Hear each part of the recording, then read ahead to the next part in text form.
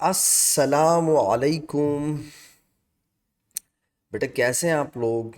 मैं अपनी next discussion lecture के साथ फिर से हाजिर हो गया हूँ। हमने अपनी लास्ट क्लास में पढ़ा था बेटा पोल्यूशन, मतलब पोल्यूशन स्टार्ट किया था। आज हम इफ़ेक्ट्स के कुछ डिटेल्स पढ़ेंगे इंशाल्लाह। वन बाय वन स्टार्ट करूँगा बेटा। सबसे पहला इफ़ेक्ट जो मैं आपके साथ आज डिस्कस करना शुरू कर रहा हूँ वो है ग्रीन हाउस इफ़ेक्ट।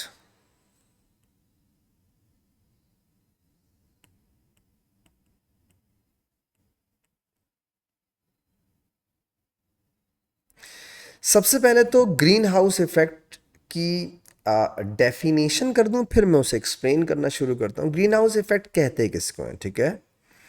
एक प्रोसेस है, नेचुरल प्रोसेस है। यहाँ पे एक और भी लतीफ़ा है। लोग समझते हैं ग्रीन हाउस इफेक्ट हमने क्रिएट किया है। नहीं, ग्रीन हाउस इफेक्ट एक नेचुरल प्रोसेस था, हमने उसे ख़राब किया है। कैसे ख़राब किया है बताता हूँ।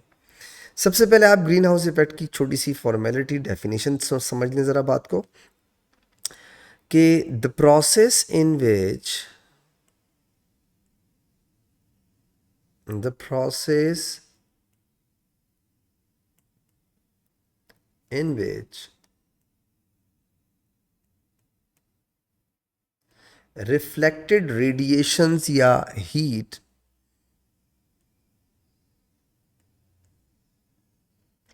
is trapped by the gases like methane, carbon dioxide, etc. is called greenhouse effect.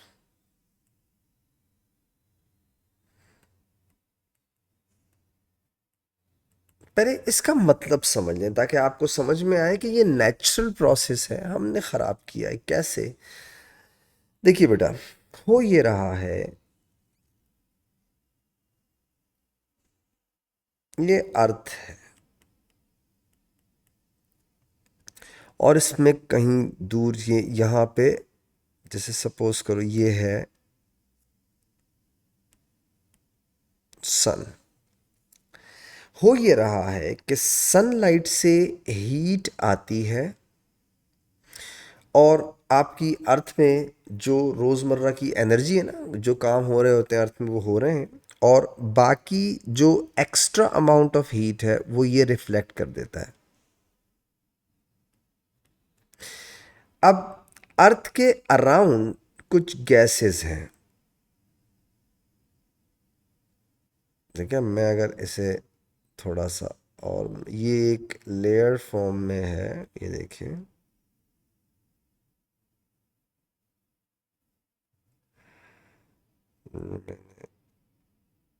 चलो ऐसे बना देते, ठीक है। ये जो ये जो लेयर फॉर्म में बनाया है ये मैंने, ठीक है।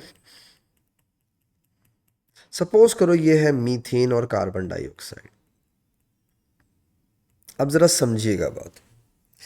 ये रिफ्लेक्टेड रेडिएशंस जो अर्थ ने रिफ्लेक्ट कर दी, सही है, इन्हें ये गैसेस एब्जॉर्ब कर लेती हैं। और एब्जॉर्ब जो एक्स्ट्रा होंगी वो जाहिर बात है एटमॉस्फेयर में निकल गई, चलें, लेकिन जो एब्जॉर्ब हो गई वो हीट, सही है, स्टोर हो जाती है इनमें। अब दिन के टाइम तो एक पर्टिकुलर पार्ट पे आपको सनलाइट से हीट मिल रही है। रात के टाइम क्या होगा, आपको सनलाइट की हीट तो नहीं मिल रही। अब आप क्या करेंगे, तो जो हीट इस गैसेस के ब्लैंकेट में ट्रैप हुई है वो रात को रिफ्लेक्ट होती है अर्थ की तरफ, ताकि आपके दिन और रात का टेम्परेचर मेंटेन रहे, वरना आप रात को फ्रीज हो जाएंगे। तो ये एक तरह का ब्लैंकेट होता है, सही है, गैसेस का ब्लैंकेट होता है जो आपको, आपकी अर्थ को वार्म रखता है। ये नेचुरल चल रहा था, हमने क्या किया, हमने इस जो लेयर होती है, जो लेयर, इसे थिक कर दिया, ये देखें, और थिक कर दिया। अब मुझे बताएं, जितनी हीट ट्रैप होनी चाहिए वो होगी या उससे ज़्यादा होगी? आप कहेंगे उससे ज़्यादा होगी। तो अगर हीट ज़्यादा ट्रैप होगी इस जगह पे बेटा, तो रिफ्लेक्ट भी तो ज़्यादा होगी, और रिफ्लेक्ट ज़्यादा होगी तो ओवरऑल टेम्परेचर क्या कर जाएगा, राइज, जिसे आप कहते हैं ग्लोबल वार्मिंग। तो हमने ग्रीन हाउस क्रिएट नहीं किया, ग्रीन हाउस खराब किया है एटमॉस्फेयर में मजीद पोल्यूटेंट्स डाल डाल कर, उस लेयर को थिक कर दिया है। तो जो हीट नेचुरली एब्जॉर्ब होनी चाहिए उससे ज्यादा हीट एब्जॉर्ब हो रही है, ठीक है। तो इसे कहते हैं ग्लोबल वार्मिंग बेटा। This is called green house effect. और ग्रीन हाउस इफेक्ट में ये क्या कहलाता है, ग्लोबल वार्मिंग, ओवरऑल टेम्परेचर बढ़ गया। अब इसके बहुत सारे नुकसान हैं, जैसे एक्सट्रीम क्लाइमेट चेंज। आपने देखा होगा कि तबाहियां हो गई हैं क्लाइमेट की वजह से। कहीं पे जहाँ बारिशें नहीं होती थी वहाँ ऐसी बारिशें हो रही हैं कि रुकने का नाम नहीं दे रही, और जहाँ हो रही थी वहाँ हो ही नहीं रही। कहीं बर्फबारी हो रही थी तो वो ख़त्म हो गई, कहीं नहीं हो रही थी वहाँ शुरू हो गई। सब ये पूरा वेदर सिस्टम ख़राब कर दिया इस टेम्परेचर राइज ने। और ये बहुत सीरियस इशू है जिस पे लोग, कम लोगों को अवेयरनेस है। एक्सट्रीम क्लाइमेट चेंज, सही है।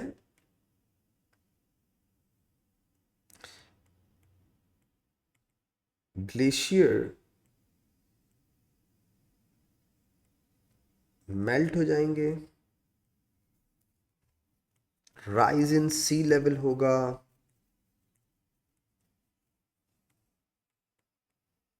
सो बहुत सारे प्रॉब्लम हो जाएंगे इससे, ठीक है। और आप डेफिनेटली, आप पे भी इसका बहुत बड़ा इम्पैक्ट आ रहा है, लोगों की साइकोलॉजी पे भी बहुत बड़ा इम्पैक्ट आ रहा है इसमें।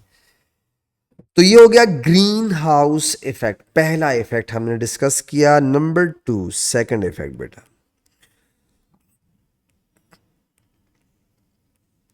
Acid rain.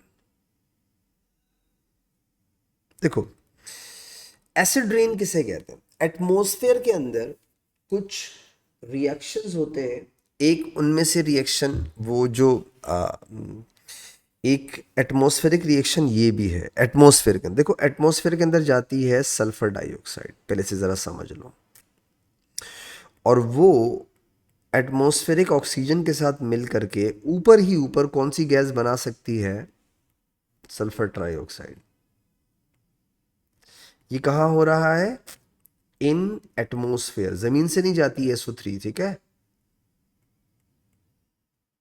ऊपर ही ऊपर ये सब कुछ हो रहा है। अच्छा, अब आते हैं अगली बात पे, एसिड रेन किसे कहते हैं। देखो बेटा, जब एटमॉस्फेयर के अंदर सल्फर ट्राइऑक्साइड फॉर्म हो जाती है, तो अगर बारिश हो जाए तो वो जो रेन वाटर है उसके साथ मिलकर के SO3 नीचे किस फॉर्म में आएगी, H2SO4 की फॉर्म में, सल्फ्यूरिक एसिड की फॉर्म में नीचे आएगी। इसी तरह SO2 अगर एटमॉस्फेयर में है और रेन वाटर हो जाए बेटा, मिल जाए उसके साथ, रेन वाटर के साथ, तो ये ऊपर से नीचे आएगी H2SO3, सल्फ्यूरस एसिड। इसी तरीके से बेटा, एटमॉस्फेयर के अंदर NO2 गैस भी होती है। जब वो रेन वाटर के साथ कंबाइन होगी बेटा, तो ऊपर से नीचे दो तरह के एसिड्स की फॉर्म में आती है। एक होता है HNO3 नाइट्रिक एसिड, एक होता है HNO2 नाइट्रस एसिड। अब आप देखें, इन पोल्यूटेंट्स का एटमॉस्फेयर में होना और उस पर रेन वाटर का आ जाना, तो ये उससे कंबाइन होके नीचे किस फॉर्म में आ रही हैं? एसिड फॉर्म में। इन्हें कलेक्टिवली कहा जाता है एसिड रेन। इसीलिए बड़े बूढ़े कहा करते थे कि पहली बारिश में मत नहाया करो, क्योंकि पहली बारिश में वो सारा पोल्यूटेंट नीचे आ रहा होता है, तो साफ सुथरा होने हो रहा होता है वो। तो पहली बारिश में नहीं नहाना चाहिए। और जिन इलाकों में बारिश ही एक दफ़ा हो पहली मरतबा, वो बेचारे क्या करेंगे? Good question. तो एसिड रेन इसे कहते हैं, ठीक है। अच्छा, एसिड रेन के नुकसानात बहुत हैं, जैसे फॉर एग्जांपल बेटा, acid rain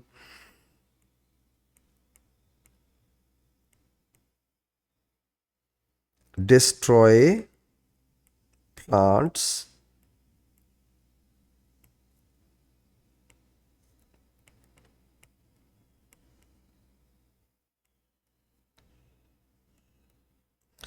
destroy marine life,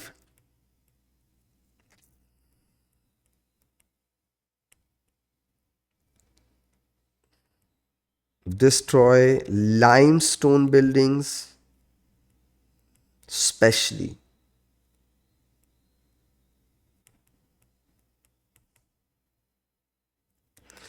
ठीक है, स्किन प्रॉब्लम्स हो सकते हैं इससे भी, and so on.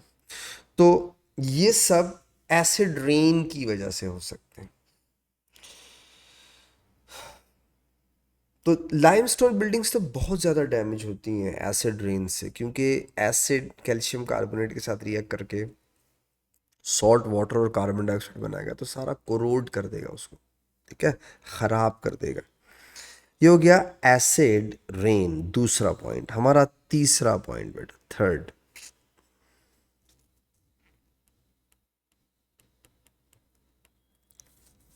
Photochemical smog.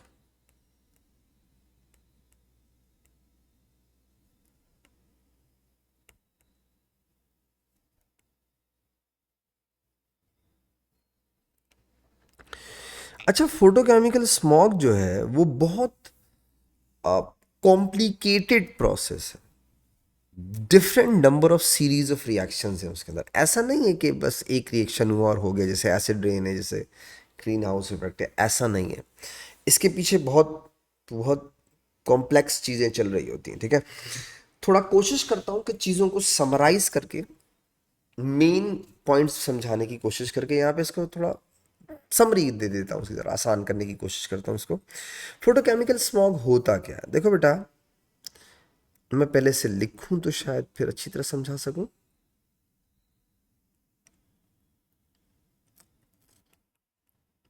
Volatile का मतलब होता है इजीली एवोपरेट होने वाले, ठीक है। Volatile hydrocarbons, hydro volatile hydrocarbons combine with volatile hydrocarbons combine with atmospheric pollutants,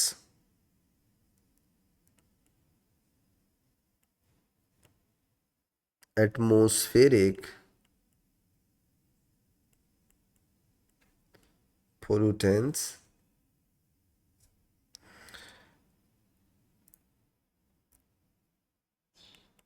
like, जैसे for example like ozone, specially like oxide of nitrogen, specially, ठीक है, एंड डस्ट पार्टिकल। ये दो मेन गैसेस हैं जो फोटोकेमिकल स्मोक के लिए सबसे ज़्यादा रिस्पॉन्सिबल है। And atmospheric point like this and dust particle,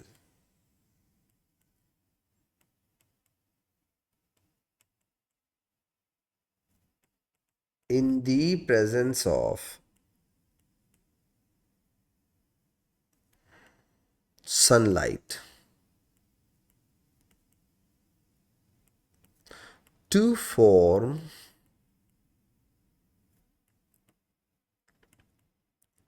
thick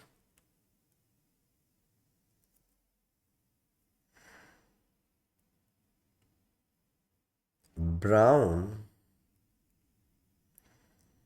haze is called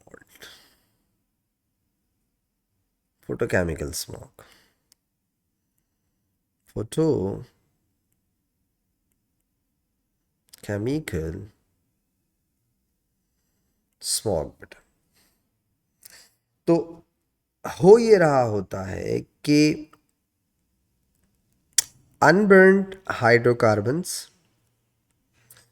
उसमें ऑक्सीजन, सॉरी, उसमें ओजोन, उसमें ऑक्साइड्स ऑफ नाइट्रोजन, उसमें और भी दीगर एटमॉस्फेरिक पोल्यूटेंट हो सकते हैं, थोड़ा थोड़ा कंट्रीब्यूट करते हैं, ये मेन है।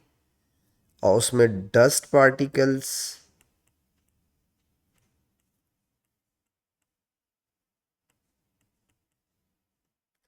कंबाइन होती हैं इन द सनलाइट बेटा।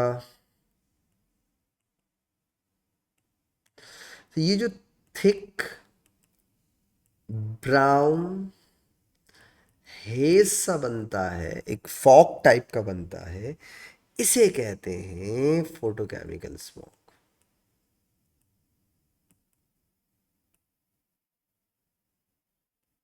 इसे कहते हैं, ठीक है। और ये अक्सर सुबह सुबह के वक्त जो बहुत ज़्यादा जो बहुत ज़्यादा ट्रैफिक वाली सिटीज़ होती है ना, जहाँ पे बहुत ट्रैफिक होता है, उनमें अक्सर अगर आप घर की छत से देखें तो ये नीचे पूरा लगेगा आपको क्लाउड टाइप का नीचे आ गया, जबकि वो क्लाउड नहीं होता, वो बेसिकली स्मॉग होती है। तो ये बड़ा ख़तरनाक होता है, ठीक है। इससे ना लंग्स डिजीज़ हो जाती हैं, जैसे ब्रोंकीटिस वगैरह बेटा,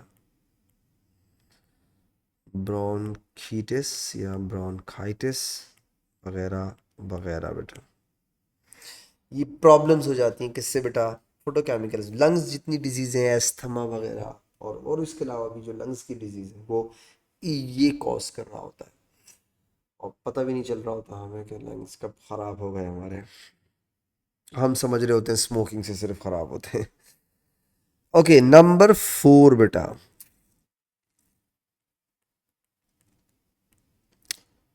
flue gas desulphurisation. Flue gas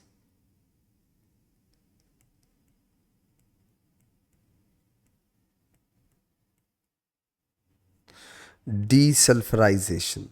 देखो, मैंने आपको इससे पहले ही बताया था, फ्लू गैस का मतलब होता है सल्फर डाइऑक्साइड। और इसको फ्लू गैस क्यों कहते हैं? क्योंकि फ्लू का मतलब होता है चिमनी, चिमनी से प्रोड्यूस होने वाली गैस को, इसलिए हम लोग इसको बोलते हैं फ्लू गैस। तो एक प्रोसेस है जिससे हम सल्फर डाइऑक्साइड उन चिमनी से रिमूव करते हैं, उस प्रोसेस को बोलते हैं फ्लू गैस डीसल्फराइजेशन। तो पहले डेफिनेशन फॉर्मेलिटी पूरी कर दूं बेटा, लिखिएगा मेरे साथ साथ, लिख लीजिएगा कि the process in which the process in which sulfur dioxide is removed from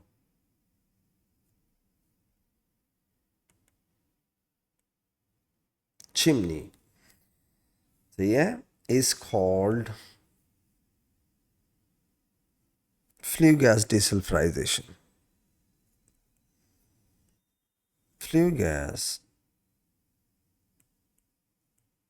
desulfurization ये हो गया। अच्छा, दो तरीकों से आप उसे रिमूव करते हैं। देखो, बैकग्राउंड ये है कि सल्फर डाइऑक्साइड एसिडिक गैस है, तो अगर कोई चीज़ एसिडिक है तो आप उसे किसी बेसिक चीज़ के साथ रिएक्ट करवा सकते हैं ना। फॉर एग्जाम्पल, जैसे बेटा अगर मैं सल्फर डाइऑक्साइड को रिमूव करने के लिए कैल्शियम कार्बोनेट यूज़ करूं, तो ये इससे क्यों रिएक्ट कर जाएगी? क्योंकि कैल्शियम कार्बोनेट एसिडिक सब्सटेंसेस के साथ रिएक्ट करता है ना, कार्बोनेट तो एसिड्स के साथ रिएक्ट करते हैं। सल्फर डाइऑक्साइड की नेचर क्या है? एसिडिक। तो आप कह सकते हैं ये बनाएगा CaSO3 कैल्शियम सल्फाइड, और साथ में क्या बन जाता है? Carbon dioxide. इसे कहते हैं कैल्शियम सल्फाइड।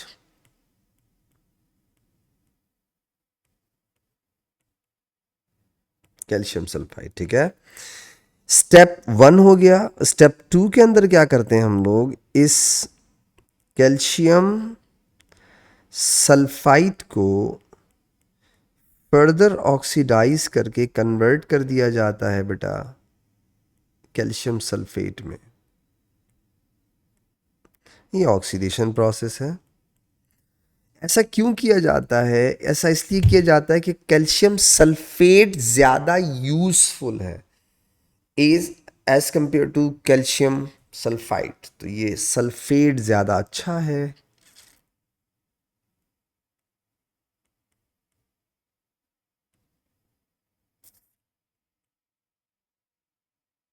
कैल्शियम सल्फेट ज़्यादा यूजफुल, ठीक है। आप अगर चाहो तो इसकी ओवरऑल इक्वेशन बना सकते हो, कोई रॉकेट साइंस नहीं है। ये लो फॉर एग्जांपल बेटा, अगर मैं इससे ये कैंसिल कर दूं तो मेरे पास जो रिमेनिंग बचेगा बेटा वो कुछ ये होना चाहिए कि sulphur dioxide calcium carbonate oxygen के साथ कंबाइन हो जाए तो मेरी ओवरऑल इक्वेशन कुछ ये बननी चाहिए। बनाएगा कैल्शियम सल्फेट और साथ में कार्बन डाइऑक्साइड। एक तरीका इसका और है, और आप इसे यूं भी कर सकते हैं कि सल्फर डाइऑक्साइड कार्बोनेट से रिएक्ट करे, आप उसको मेटल ऑक्साइड के साथ रिएक्ट करा दें। क्यों? क्योंकि मेटल ऑक्साइड्स आर बेसिस। ऐसा भी तो हो सकता है। तो कैल्शियम ऑक्साइड के साथ रिएक्ट करके डायरेक्ट क्या बना ले? कैल्शियम सल्फाइड बेटा, स्टेप 1। स्टेप 2 में आप कैल्शियम सल्फाइड को वही ऑक्सीडाइज करवा दें, तो ये क्या बन जाएगा बेटा? Calcium sulphate. ओवरऑल इक्वेशन बनाए, बस इसमें कार्बन डाइऑक्साइड नहीं नज़र आएगा। अब देखें कैल्शियम सल्फाइड कैंसिल किया मैंने, तो अब आप चेक करें बेटा आपके पास ओवरऑल इक्वेशन में क्या बचेगा। ये देखिए SO2 CaO हाफ O2 बनाएंगा क्या बेटा? ये बना लेगा, इसे कहते हैं flue gas desulphurisation. It's called flue gas desulphurisation बेटा। हमने सबसे पहले ग्रीन हाउस इफेक्ट पढ़ा, फिर एसिड रेन पढ़ा, फिर फोटोकेमिकल स्मॉग पढ़ा, फिर फ्लू गैस डीसल्फराइजेशन पढ़ा। अब हम पढ़ेंगे 5th नंबर पे डिप्लीशन ऑफ ओजोन, हमारा 5th। आपने देखा मैंने पहले आपको लिस्ट करवा दिया, अब एक एक करके इफेक्ट्स एक्सप्लेन कर रहा हूं, ठीक है। तो डिप्लीशन ऑफ ओजोन बेटा,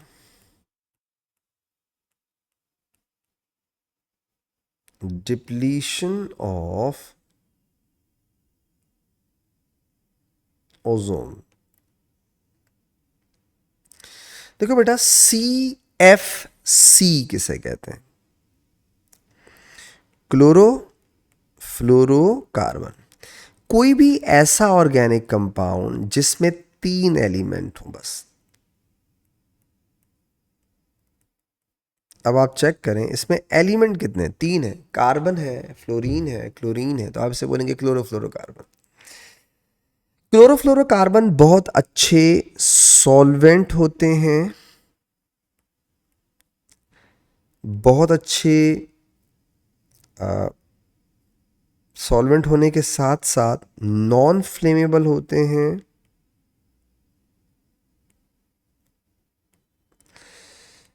नॉन पॉइजनस होते हैं,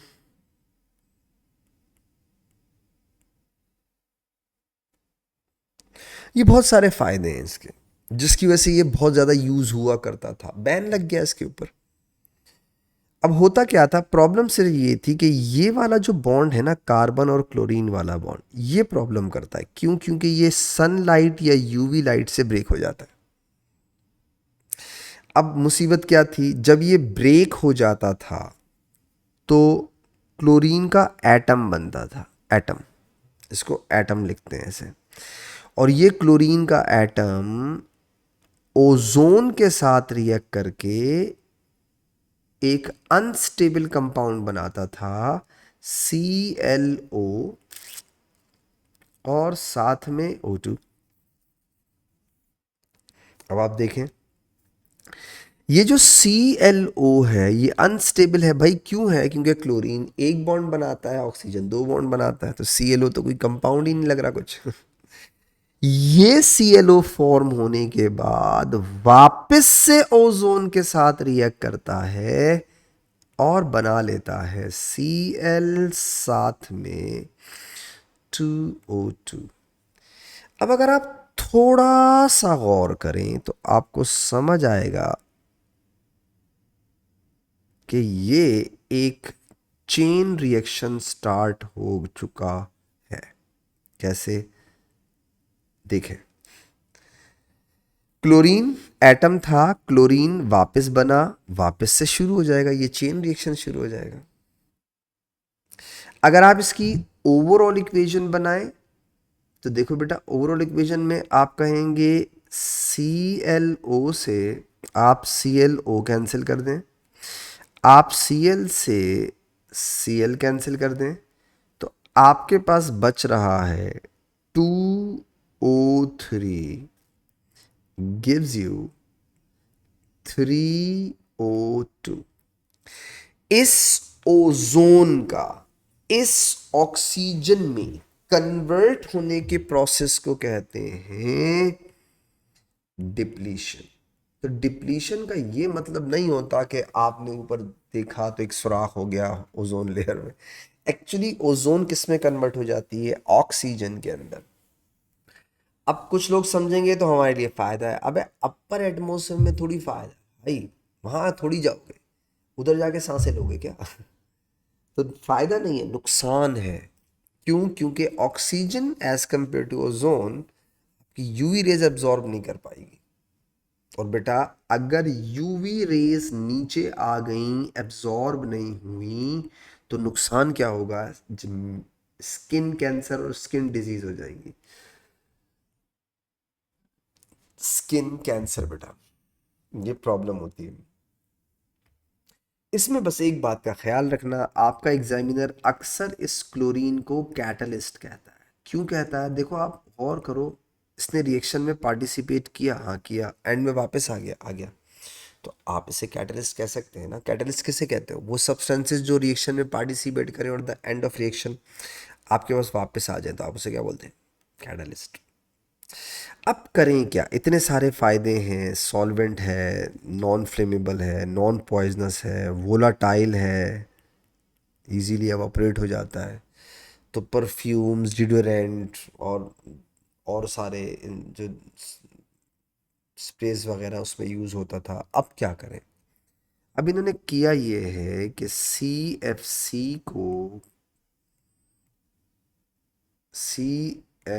सी को हटा करके इन्होंने बना दिया है HFC। वो बॉन्ड जो प्रॉब्लम कर रहा था उसको हटा दिया। तो अब पता है HFC क्या होता है? हाइड्रोफ्लोरोकार्बन। देखिएगा भाई, ये कार्बन और क्लोरीन प्रॉब्लम कर रहा था ना, बॉन्ड प्रॉब्लम कर रहा था, उन्होंने उस बॉन्ड को रिप्लेस कर दिया किससे? हाइड्रोजन से। अब ये बॉन्ड नहीं टूटता यूवी लाइट से। प्रॉब्लम भी नहीं होती। तो ऑल्टरनेट ढूंढ लिया है, आप बेफिक्र रहे हैं, ऐसा नहीं है CFC अब बैन लग गया तो अब कुछ नहीं हो सकता, ठीक है। तो ऑल्टरनेट ढूंढ दिया है, और अब CFC की जगह क्या यूज होता है, HFC, ये हमारा फिफ्थ, ठीक है, हेडिंग थी हमारी। हमने पढ़ी डिप्लीशन ऑफ ओजोन, ठीक है, हमने पढ़ लिया flue gas desulphurisation, photochemical smog, acid rain और ग्रीन हाउस इफेक्ट। हमारे पास कुछ मैं आगे बढ़ जाऊं, कैटालिटिक कन्वर्टर पे आ जाऊं, हाँ मेरा ख्याल है हम लोग चलते हैं अपनी, हमारी सिक्स्थ हेडिंग का नाम है कैटालिटिक कन्वर्टर बेटा।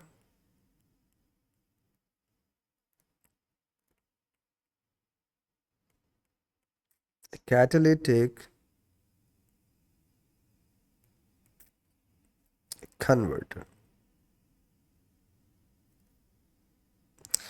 एक इंस्ट्रूमेंट होता है, एक अपरेटस समझ लो, इंस्ट्रूमेंट समझ लो, कोई टूल समझ लो,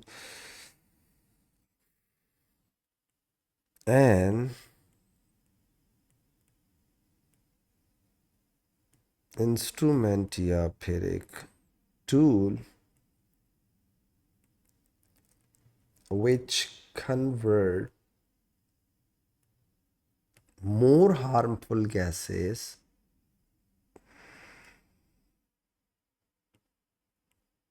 more harmful gases into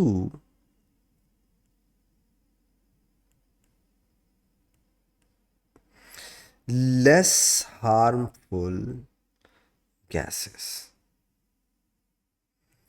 more harmful gases को लेस हार्मफुल गैसेस में कन्वर्ट करने वाले इस इंस्ट्रूमेंट को कहा जाता है कैटालिटिक कन्वर्टर। अच्छा, तो पहले थोड़ी सी इसकी डिज़ाइनिंग देख लेते हैं। ये ना इस तरह हनीकॉम्ब लाइक, ये एक हनीकॉम्ब लाइक स्ट्रक्चर होता है बेटा, ऐसे ये देखिएगा, बताता हूँ आपको मैं। हम्म, ये शायद नहीं, ये मैंने क्या किया, ये देखें कुछ, हम्म,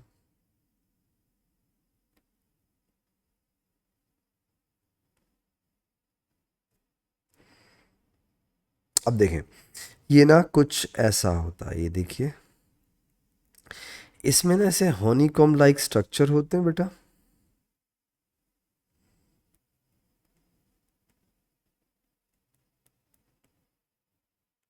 एंड सो ऑन।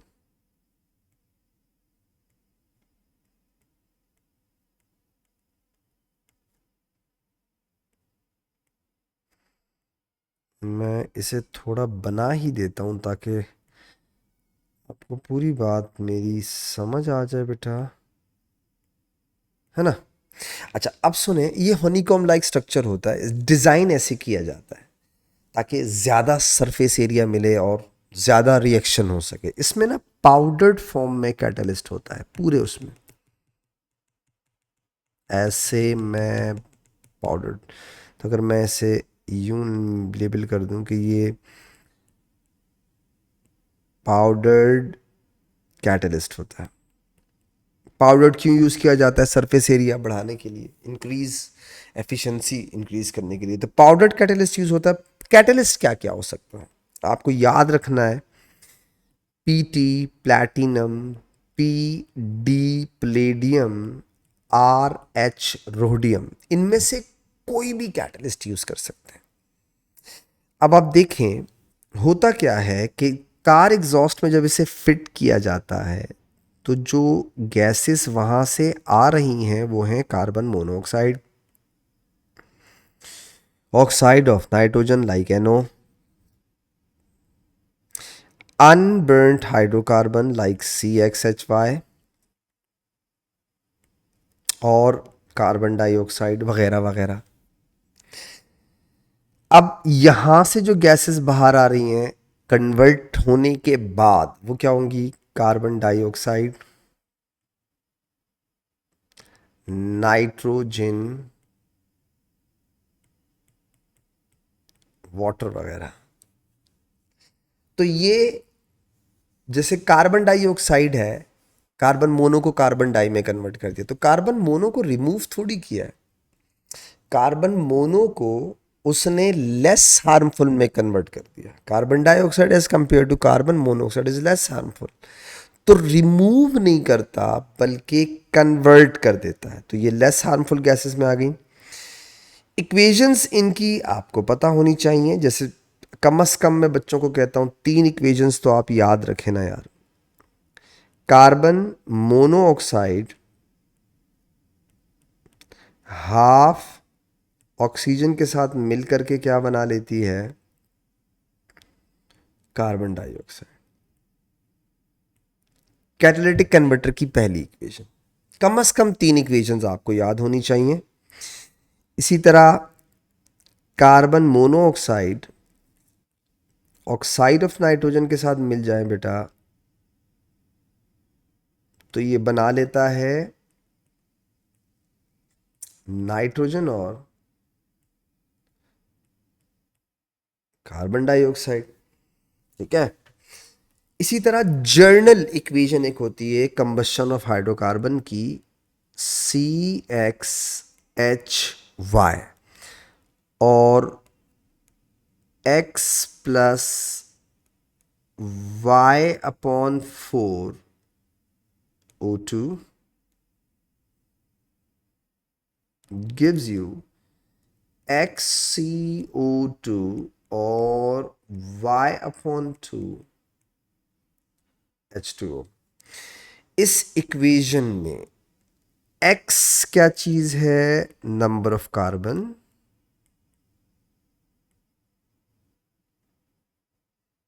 और इस इक्वेशन में Y क्या रिप्रेजेंट कर रहा होता है, number of hydrogen. Number of hydrogen बेटा। तो अगर आप सिर्फ हाइड्रोकार्बन्स में कार्बन हाइड्रोजन की वैल्यू पुट करेंगे तो ये जर्नल कंबशन इक्वेशन बैलेंस हो जाएगी। सो CXHY plus X plus Y upon 4O2 gives you XCO2 plus Y upon 2H2O। मैं बच्चों को रिकमेंड नहीं करता आप इस तरह बैलेंस करें, बैलेंस अपने तरीके से कीजिएगा, पहले कार्बन को फिर हाइड्रोजन को सबसे लास्ट में ऑक्सीजन को, लेकिन जर्नल इक्वेशन ऑफ कंबशन याद रखिएगा। और ये तीनों इक्वेशन कैटालिटिक कन्वर्टर की हैं। आपसे क्या क्या एक्स्ट्रा पूछ सकता है, वो आपसे पूछ सकता है कि इनमें से रिडॉक्स रिएक्शंस के बारे में बता दोगे, पाउडर्ड फॉर्म में क्यों यूज़ होता है कैटलिस्ट, वो बता दोगे, कौन सी गैस है जो कन्वर्ट नहीं होती कन्वर्टर के अंदर, कार्बन डाइऑक्साइड। आप देखें कार्बन डाइऑक्साइड रिएक्टेंट में भी है, प्रोडक्ट में भी है, इसका मतलब है कार्बन डाइऑक्साइड को कैटालिटिक कन्वर्टर कन्वर्ट नहीं कर पा रहा। तो आपसे पूछता है रीज़न क्या है, तो कार्बन डाइऑक्साइड कन्वर्ट ना होने का रीज़न ये है कि वो फर्दर ऑक्सीडाइज नहीं हो सकती। कार्बन की मैक्सिमम ऑक्सीडेशन स्टेट क्या है, 4+, 4+ से ऊपर तो नहीं जा सकता ना। तो छोटी सी बात एक याद रखिएगा about carbon dioxide, CO2 can not be removed in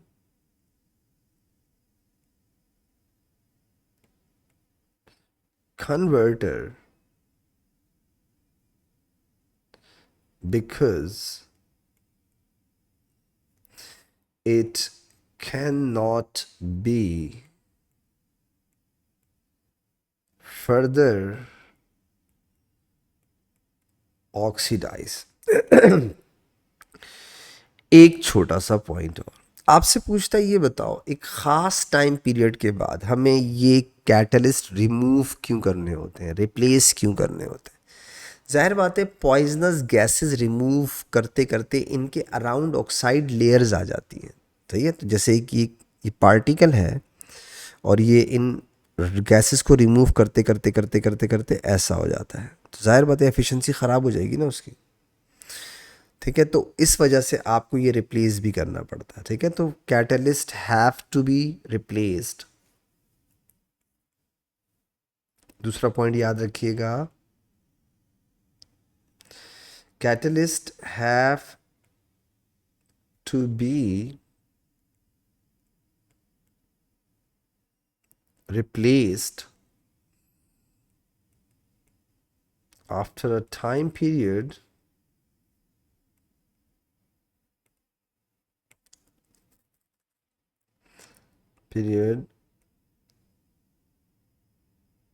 because of formation of oxide layer around them। तो ये हो गया आपका कैटालिटिक कन्वर्टर। छोटी छोटी बातें इनमें याद रखिएगा। बाकी पाउडर ऑर्डर का आपको पता है, ऑक्सीडेशन स्टेट से ऑक्सीडेशन रिडक्शन आप सबको पता है। मुझे उम्मीद है आप ख्याल रखेंगे इसका। 6 हो गया ना, 7।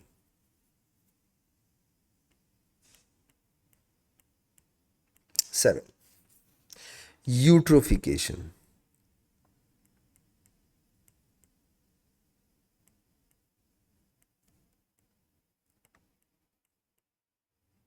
इसे लोग वाटर पोल्यूशन भी कहते हैं बेटा, also known as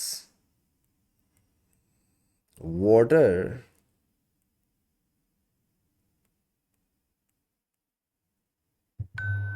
pollution, also known as water pollution.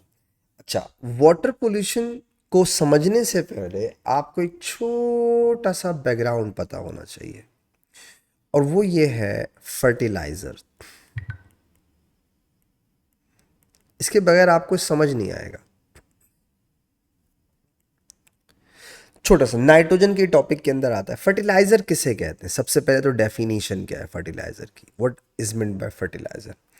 तो बेटा, substances which provide substances which provide essential elements for plant growth।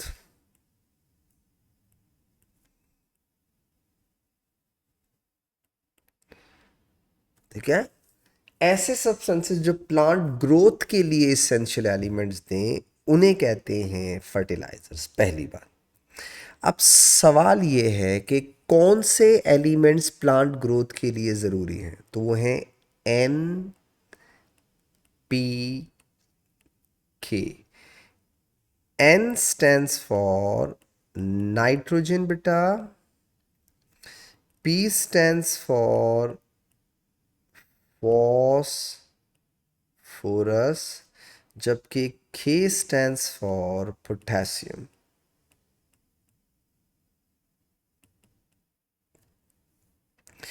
अब सवाल ये है कि ये फर्टिलाइजर्स, ये एलिमेंट्स किन फर्टिलाइजर्स से प्रोवाइड हो सकते हैं? For example,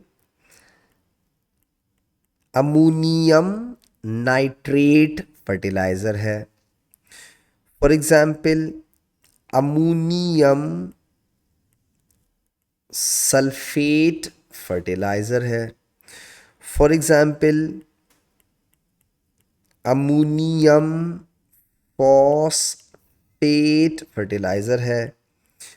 potassium nitrate fertiliser है। वो फर्टिलाइजर्स जिनमें अमोनियम आयन होते हैं उन्हें जर्नली कहा जाता है अमोनियम फर्टिलाइजर। सो इन तीन को जर्नली एग्जामिनर कहता है अमोनियम फर्टिलाइजर्स। ये आपको याद रखना क्यों ज़रूरी है? क्योंकि उसका एक सवाल है।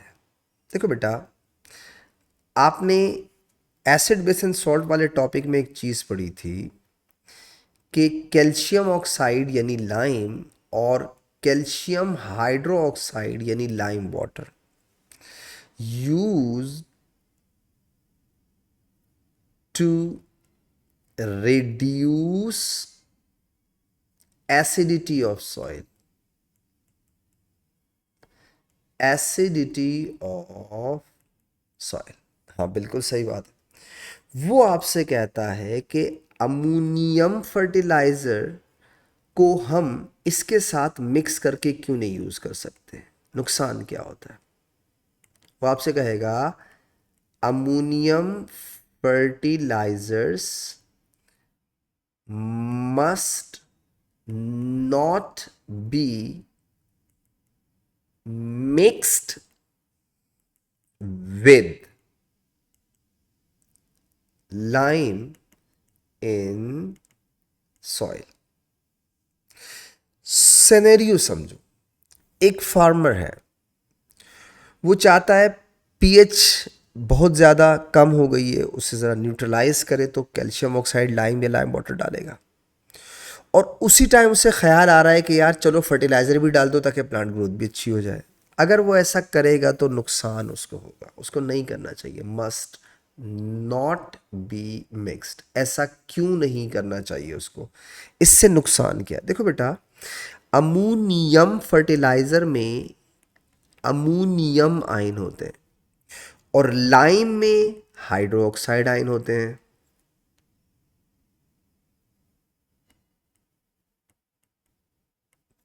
आपने टेस्ट फॉर अमोनियम आयन के अंदर भी ये चीज पढ़ी थी। अमोनियम आयन हाइड्रो ऑक्साइड के साथ मिलकर के क्या प्रोड्यूस कर देंगे, वाटर प्लस अमोनिया। अब आप सोचो, अमोनिया तो गैस होती है, अगर आप ये दोनों चीजें अमोनियम फर्टिलाइजर्स और लाइम एक साथ डाल देंगे तो अमोनिया रिलीज होना शुरू होगी, और अमोनिया रिलीज होगी तो सॉइल में नाइट्रोजन कंटेंट्स क्या हो जाएंगे, डिक्रीज। तो प्लांट ग्रोथ इफेक्ट होगी ना, because nitrogen is essential element for the plant growth. इसीलिए अमोनियम फर्टिलाइजर और लाइम को कभी भी एक साथ मिक्स करके नहीं यूज करना चाहिए। इतनी सी बात थी। तो हम इसे लिख सकते हैं, ये आपसे पूछता है नहीं करना चाहिए। जवाब क्या लिखोगे इसका, दे react and produce ammonia।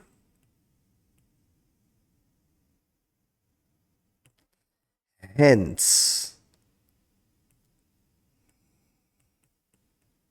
nitrogen contents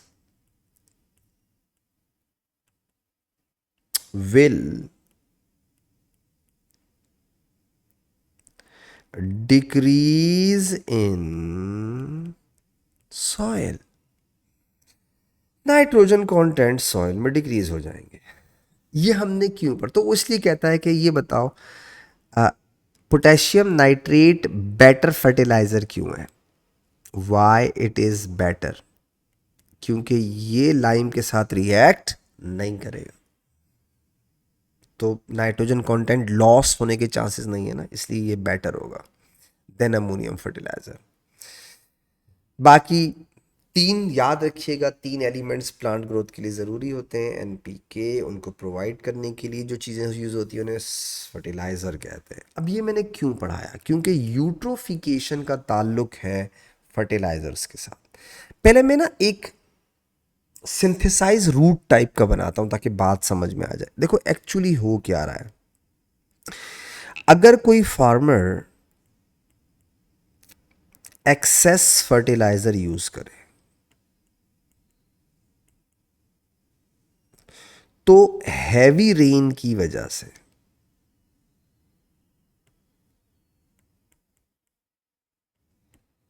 heavy rain की वजह से वो एक्सेस फर्टिलाइजर ड्रेन आउट हो जाते हैं इनटू रिवर। अब रिवर में दो तरह की चीजें हैं, रिवर में है एल्गी और रिवर में है बैक्टीरिया।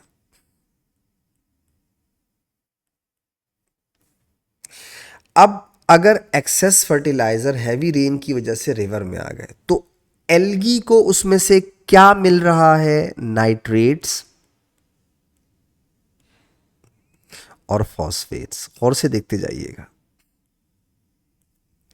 तो अगर एल्गी को नाइट्रेट और फॉस्फेट एक्सेस फर्टिलाइजर्स में से मिले तो एल्गी तो माइक्रो प्लांट्स होते हैं ना, तो इनकी ग्रोथ इंक्रीज हो जाएगी। सही है? ग्रोथ इंक्रीजेस, बढ़ जाएगी। एज अ रिजल्ट क्या होगा? And cover the surface of river. अब देखो, जैसे ये रिवर है, अगर इसके सरफेस पर एल्गी ग्रोथ करके पूरे सरफेस को कवर कर ले, ये एल्गी है,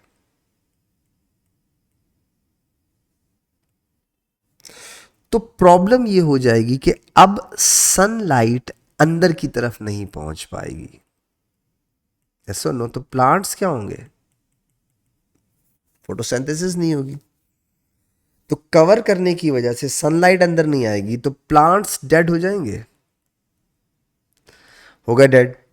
अब बैक्टीरिया का काम शुरू हो जाएगा। बैक्टीरिया चीजों को करते हैं डिकम्पोज। डीकम्पोजिशन। बैक्टीरिया डिकम्पोज करते वक्त करते क्या है? ऑक्सीजन एब्जॉर्ब करते हैं। सही है? तो absorb oxygen.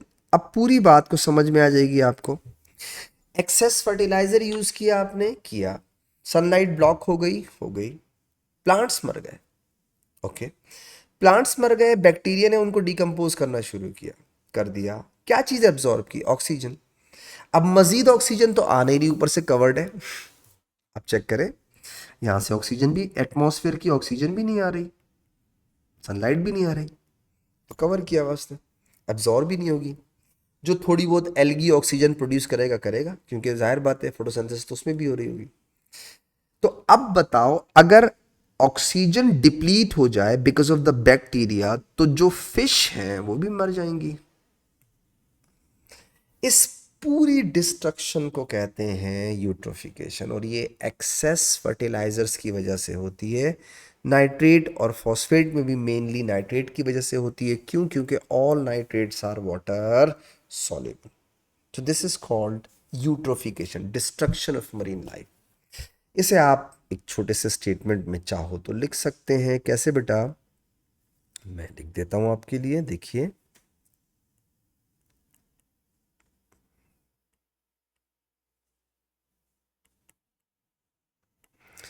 Excess fertilizers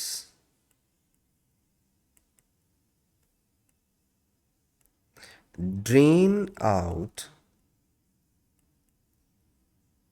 into river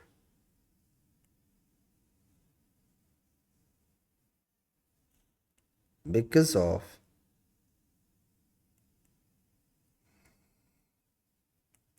heavy rain.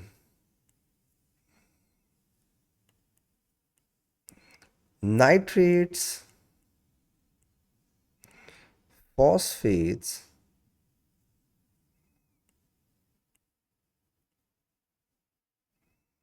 consumed by algae, which caused their rapid growth.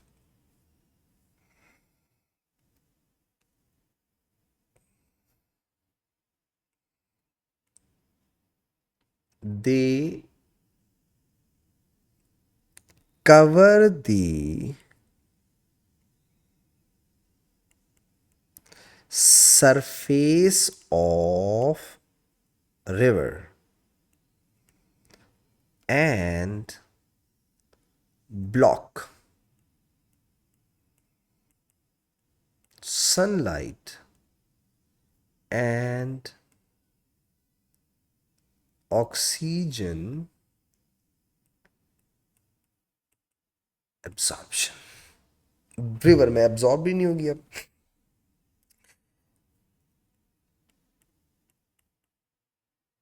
Dissolved oxygen is utilized by bacteria.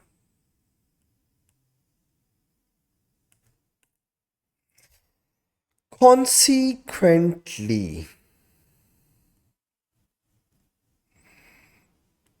plants,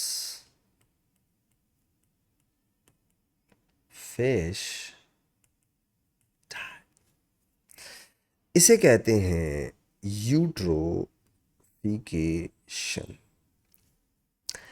इसके साथ ही हमारा नॉन मेटल हुआ खत्म बेटा.